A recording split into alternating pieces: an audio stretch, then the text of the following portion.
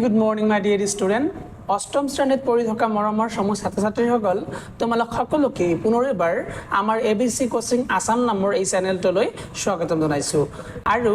ইতিমধ্যে তোমালোকে জানা তোমালোকৰ যিখিনি 3 নম্বৰ ইংৰাজীৰ ইউনিট আছিলে বা লেসন আছিলে কুইজ টাইম আমি সম্পূৰ্ণ কৰিছো আৰু আজি আমি তোমালোকৰ সেই লেসনটোৰ বা ইউনিটটোৰ এক্সপ্লোৰ ইণ্ডিয়া কুইজ টাইম এই ইউনিটটোৰ বা লেসনটোৰ আমি বিভিন্ন ধৰণৰ যিবিলাক প্ৰশ্ন উত্তৰ আছে সেইবিলাক আলোচনা কৰিব ওলাইছো যদি তোমালোকক ভাল লাগে নিশ্চিতভাৱে লাইক কৰিবা আৰু তোমালোকে বুজি পাইছে নে পোৱা নাই তাৰ কাৰণে কমেন্ট বক্সত কমেন্ট কৰিব পাৰিবা আৰু অবিয়াসলি এনেকৈ যদি আমাৰ লগত ভালদৰে পঢ়া-শুনা কৰিব বিচৰা তোমাৰ পঢ়া-শুনাখিনি আগবঢ়াই লৈ যাব বিচৰা তেনেহলে তোমালোকে সাবস্ক্ৰাইব কৰি লবা ওকে সো আৰম্ভ কৰো তোমালোকৰ প্ৰথমটো কোশ্চেন কি দিয়া আছে ইয়াত দিয়া আছে হোৱাট ইজ কুইজ অৰ্থাৎ কুইজ কাক কোৱা হয় so A quiz is where A quiz হয় হেতু হোয়াৰ যত নলেজ ইজ টেস্ট নলেজ মানে কি আমাৰ জ্ঞানখিনি কি কৰা হয় টেস্ট কৰা হয় বাই আস্কিং কোশ্চেনস প্ৰশ্ন সুধি পিনে প্ৰশ্ন কৰি পিনে আমাৰ নলেজখিনি বা আমাৰ জ্ঞানখিনি টেস্ট কৰা হয় তাক আমি কুইজ বুলি কওঁ It is a form of game আৰু এয়া এক ধৰণৰ কি হয় গেম হয় এয়া এক ধৰণৰ খেল হয় অর নাইবা এয়া কি হয় এটা কম্পিটিশন হয় অর্থাৎ প্রতিযোগিতা হয় ঠিক আছে after that question number B how many school teams participated in the quiz program for the selection phase ওই আছে সিলেকশন হবৰ কাৰণে কিমানটা স্কুলৰ পৰা অহা টিমে পাৰ্টিসিপেট কৰি আছিল আমাৰ কুইজ প্ৰগ্ৰামখিনিত so there are 5 school team 5টা স্কুলৰ দলে পাৰ্টিসিপেট কৰি আছিল ইন দা কুইজ প্ৰগ্ৰাম ঠিক আছে কুইজ প্ৰগ্ৰামত 5টা স্কুলৰ দল আহি পিনে পাৰ্টিসিপেট কৰি আছিল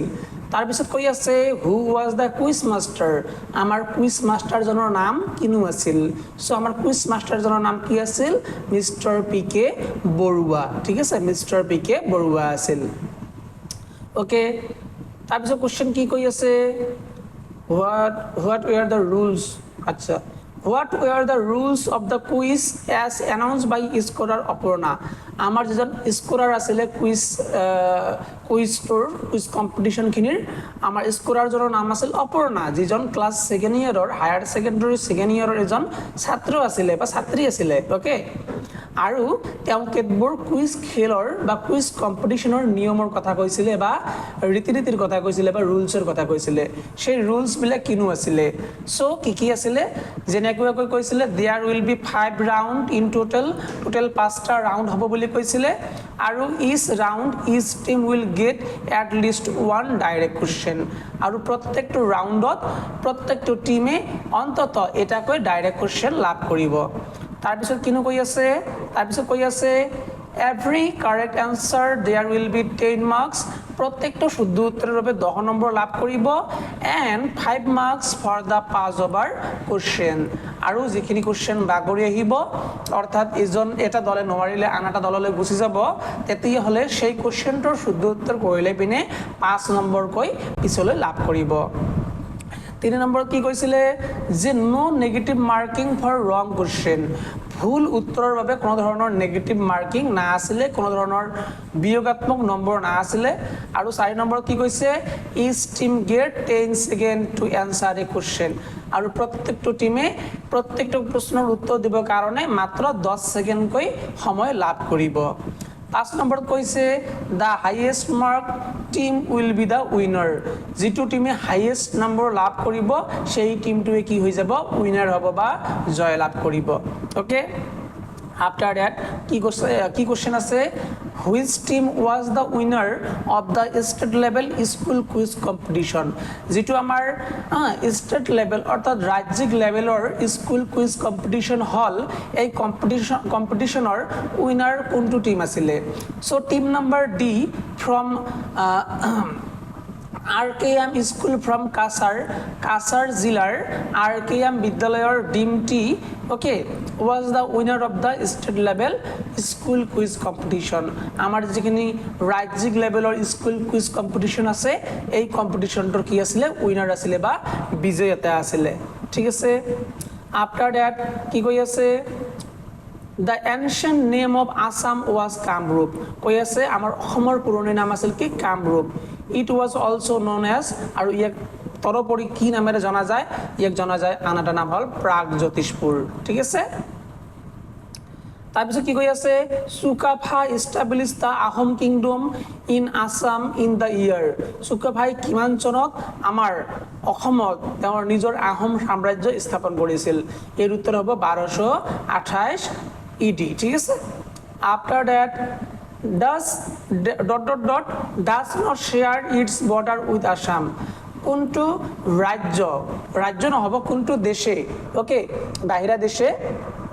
আমাৰ অসমৰ লগত বৰ্ডাৰ শ্বেয়াৰ কৰা নাছিলে সো সেইখনৰ আমাৰ দেশখনৰ নাম হ'ল Myanmar okay after that question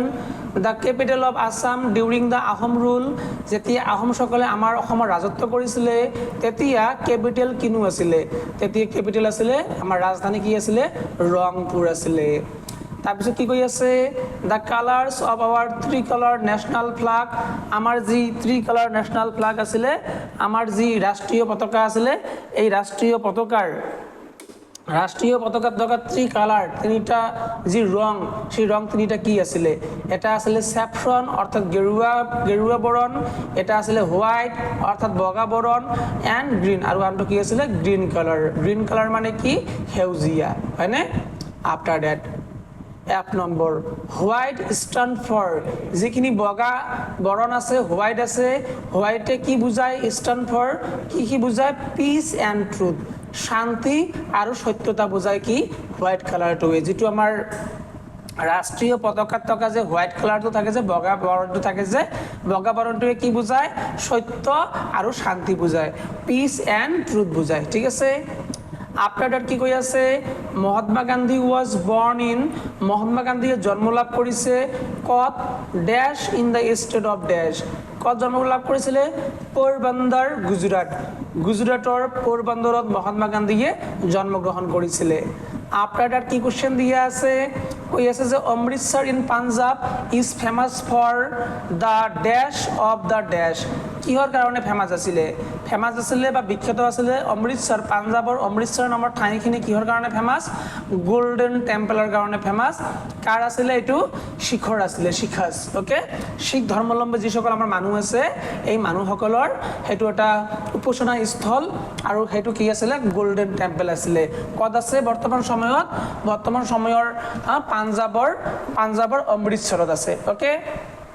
after date কি কৈ আছে the largest population of Indian rhino আমাৰ ভাৰতীয় যি গড় আছে এশিঙীয়া গড় বা গড়বিলাক এইবিলাকৰ লাৰ্জেষ্ট পপুলেশ্যন অৰ্থাৎ বেছিভাগ জনসংখ্যা কেন বি চিন ইন আমি দেখা পাওঁ ক'ত দেখা পাওঁ কাজিৰঙা নেশ্যনেল পাৰ্কত দেখা পাওঁ অৰ্থাৎ কাজিৰঙা ইয়াক কি বুলি কোৱা হয় ৰাষ্ট্ৰীয় উদ্যান বুলি কোৱা হয় কাজিৰঙা ৰাষ্ট্ৰীয় উদ্যানত আমি বৰ্তমান সময়ত দেখা পাওঁ কি আমাৰ ভাৰতৰ সবাতোকৈ বেছি আমাৰ ইণ্ডিয়ান ৰাইনো অৰ্থাৎ আমাৰ গড় পোৱা যায় তাৰপিছত কি কৈ আছে the ancient name of Patna যিটো পাটনা আমাৰ পাটনা বিহাৰৰ কেপিটেল হয় নে নহয় the capital of Bihar was ডেশ এনচিয়েণ্ট নেম কি আছিলে পুৰণি নাম কি আছিলে নাম আছিলে পাটলিপুত্ৰা ঠিক আছে পাটনাৰ পুৰণি নাম আছিল কি পাটলিপুত্ৰা তাৰপিছত কি দিয়া আছে the Qutub Minar the world tallest free standing stone tower was built in আমাৰ যিখিনি কুতুব মিনাৰ আছে যিখিনি আমাৰ গোটেই পৃথিৱীৰ সবাতোকৈ উচ্চ টলেষ্ট ফ্ৰী ষ্টেণ্ডিং অকলে থিয় হৈ থকা ষ্টোন টাৱাৰ হয় অৰ্থাৎ শিলেৰে বনোৱা এটা টাৱাৰ হয় এইটো ক'ত আছে এইটো আছে সাউথ দিল্লীত আৰু কোনে বনাইছে মানে দ্বাৰা কোনে বনাইছে কুতুবুদ্দিন আইবাকে বনাইছে ঠিক আছে আফটাৰ ডেট কি কৈ আছে যে test Euro memory match the statement under A with the correct statement under B without looking at the lesson আচ্ছা মিলাই কৰিব লাগে ঠিক আছে কি কৈ আছে মিলিত one name by which our country India is known is Hindustan কৈ আছে এটা নাম আমাৰ ভাৰতক জনা যায় সেইটো হ'ল কি হিন্দুস্তান আচ্ছা আৰু হিন্দুস্তানটো কি হ'ব আৰু এটা নাম কি আছিলে Bharat or Bharatvarsha is another name for it Bharat বা ভাৰতবৰ্ষ বুলিও কোৱা হয় ঠিক আছে এনেহ'লে পাইছোঁ আমি এইটো তাৰপিছত এইটো আমি ফাইণ্ড আউট কৰোঁ the colour of the first band of our flag is saffron কৈ আছে চেফ্ৰন কালাৰৰ কথা কৈ আছে আৰু চেফ্ৰন কালাৰটো কি বুজায় it signifies courage and sacrifice courage সাহসৰ প্ৰতীক আৰু চেক্ৰিফাইচ মানে ত্যাগৰ প্ৰতীক ঠিক আছে তেনেহ'লে দুইটা পালোঁ আমি এতিয়া 3 নম্বৰটো কি কৈ আছে the blue wheel in the centre of our flag is called কি বুলি কোৱা হয় অশোক চক্ৰ বুলি কোৱা হয় আৰু কিবা কোৱা হয় ধৰ্ম চক্ৰ বুলিও কোৱা হয় ঠিক আছে আমাৰ জাতীয় পতাকাৰ মাজত যিখিনি হোৱাইট যেটো কালাৰ থাকে যে বগা কালাৰৰ মাজত কি থাকে এটা অশোক চক্ৰ থাকে নীল কালাৰৰ নীলা বৰণৰ ডিপ ব্লু কালাৰ ওকে এটো কি বুজায় it signifies that there is life in movement এইটো বুজায় যে আমি জীবিত অৱস্থাত আছো এণ্ড ডেথ ইজ ষ্টেগনেশ্যন আৰু যেটো মৃত্যু আছে এইটো কি হৈছে অস্থায়ী হৈ গৈছে বা এটা ষ্টেক হৈ গৈছে মানে এটা ঠাইত ৰখি আছে এনেকৈ বুজাই আছে ঠিক আছে আফটাৰ দ্যাট কিনো কৈ আছে শাহজাহান বুল দ্য তাজমহল শাহজাহানে তাজমহল বনাইছে কিহৰ কাৰণে বনাইছে it was the memory of his wife তেওঁৰ বা তাইৰ ওয়াইফৰ মেমৰিৰ কাৰণে বনাইছে মমতাজ মহল যাক আমি কি বুলি কওঁ মমতাজ মহল বুলিও আমি ক'ব পাৰোঁ ওকে আফটাৰ দ্যাট নেক্সট কোৱেশ্চনত কি দিয়া আছে নেক্সট কোৱেশ্চনত কোৱা আছে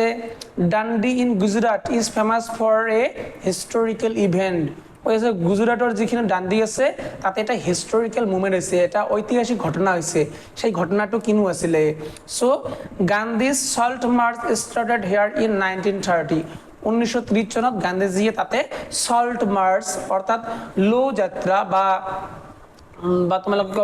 লো মানে নিমকৰ যাত্ৰা আৰম্ভ কৰিছিল ঠিক আছে এটো ইংৰেজৰ বিৰুদ্ধে আছিল অৱশ্যে ওকে তাৰপিছত আহি যাওঁ আমি ট্ৰু এণ্ড ফলছত ঠিক আছে কোৱেশ্চন নম্বৰ 4 ট্ৰু ফলছৰ কথা কৈ আছে the announcement is about the incessant rain in Assam